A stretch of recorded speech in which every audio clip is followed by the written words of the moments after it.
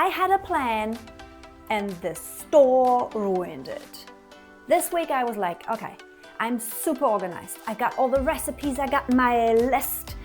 And then I get to the store and nope, the zucchinis look sad, no tomatoes, and the bell peppers are so expensive. Cool. Now what? And here's the thing, most of us have been taught to shop in a way that's much more complicated than it needs to be, especially when we're trying to eat more plant-based. So I want to show you something that changed completely how I shop and cook.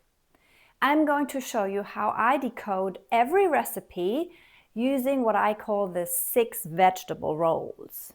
Once you see this, you won't be stuck when an ingredient is missing because you will know how to adjust. So here's what usually happens. You find this amazing recipe and you jot down this super specific list, like 200 gram yellow cherry tomatoes, 2 red bell peppers, and 1 zucchini.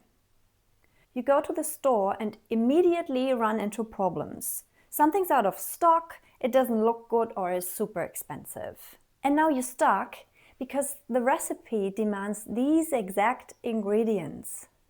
You're not really choosing what looks good, you're just trying to execute a plan. And just to be clear, this is nothing against recipes or even recipe creators. There are so many amazing ones out there, thank you guys. This is just about giving you a way to be more flexible when life doesn't cooperate.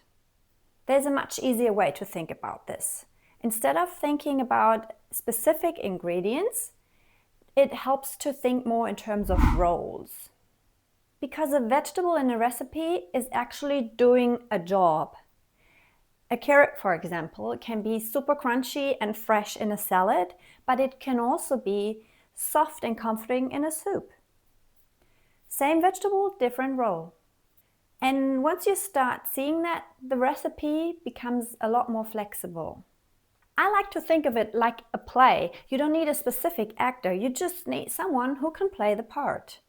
And in a plant-based kitchen, there are 6 main roles vegetables play. So first one is raw and fresh. These add crunch and brightness. Think cucumbers, tomatoes, leafy greens, carrots. I always grab at least 2 things from this category when I shop. It just makes meals feel fresher instantly. Second, substantial. These are your anchors. They make a meal feel filling and comforting, like potatoes, sweet potatoes, squash. If you have one of these, you're never far from a proper meal. Third, roast and stir fry. These are your main cooked vegetables. Broccoli, zucchini, mushrooms, cauliflower, green beans. This is where a lot of your dinners live. Fourth, soup and stew. These soften and melt into a dish. Carrots, celery, cabbage, leeks. And you'll notice there's overlap. That's not a bug, it's a feature. That's the whole point. Fifth, flavor base. Onions, garlic, ginger. This is the foundation of almost everything savory. Honestly, just always have these. And last but not least, 6th, flavor boosters. The finishing touches. Herbs, lemon, lime, chili, spring onions. This is what takes a meal from fine to really good. Now let's actually use this. Let's say you're looking at a recipe for a roasted vegetable bowl. It calls for butternut squash, red bell peppers, and kale. If you just follow that list and the store is out of squash, you're stuck. But if you decode it, the squash, that's your substantial role. The peppers, that's the roast and stir fry. And the kale is raw and fresh. Now you're not stuck anymore. No squash, use sweet potato. No peppers, use broccoli or mushrooms. No kale, spinach, arugula, whatever looks good. You're not changing the whole structure of the dish or like the whole script to the play we talked about before. You're just swapping who plays the role. I bet by now you're getting a feeling for that, but let me give you another quick example. The same thing applies to some vegetable pasta. You have zucchini and eggplant, that's roast and stir fry. You have onion and garlic, that's the flavor base. And fresh basil is our flavor booster. Once you see that, you stop looking at recipes as fixed instructions and more as combinations you can adjust. And this is where it gets really useful, because this isn't about creating more options, it's about making decisions easier.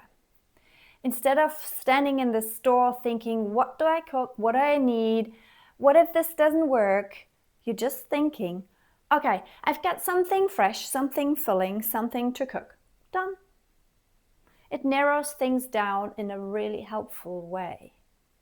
Now, obviously, vegetables are just one part of the meal. You still have proteins, grains, fat, but those are usually pantry staples. The stress tends to come from produce because it changes all the time. And once you understand these roles, that part becomes a lot more manageable. This way of thinking is actually just one piece of a bigger system I use for plant-based meal planning. I'm working on a full guide around this, but if you want something practical to start with today, I've got a free checklist on my website that helps you build satisfying vegan meals without overthinking it. I'll link that below. Next time before doing grocery shopping, I want you to pick a recipe you like and see if you can spot the roles in it. Because once you see the meals that way, it becomes a lot easier to adjust things without overthinking. And that's really where things start to click. Thanks for watching, and I'll see you in the next one.